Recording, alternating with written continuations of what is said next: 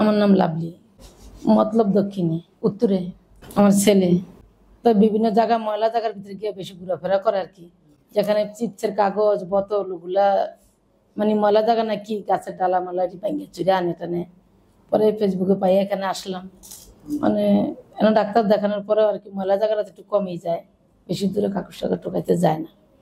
আর আমরাও একটু দেখে শুনে রাখতেছি, আগে দেখে রাখলেও যাইতো, যেমন একটা মেসেজ দেখাইতো, একটু মেসেজটা কমছে।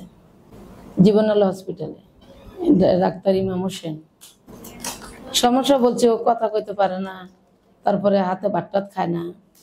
পরে ডাক্তারে মানে আবার 20 দিন পরে আসতে কইছে, যে প্রথম বলছে যে আমি বেরেন্ডির চিকিৎসাটা করি, পরে আস্তে আস্তে দেখি আল্লাহ মাফ করি না আমি যতটুকু সম্ভব।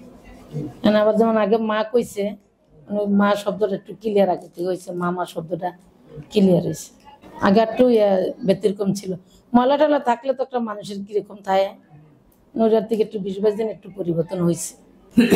ময়লা টলা বিষয়টা যেমন কোথাও ইট পাথর, যেমন আপনার বাড়ির পাশে বা ঘরের পাশে দিয়ে রাখেন না, ছোট ছোট কণা টনা থাকলে ওগুলা গিয়া মাসিরান থেকে নিয়ে পুষ্করিণীর মধ্যে ইটাইয়া ফালাইতো।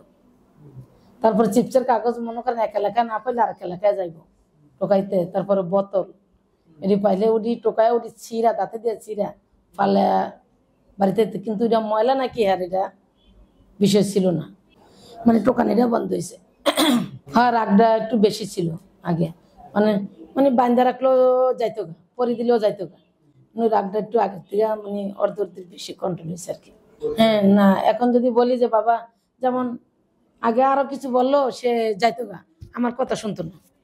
আর এখন যদি বলি যে বাবা তুমি বাড়িতে থাকো, ঘরে থাকো, মা আসতেছি, এখন ওইটা থাকে মানে শোনে।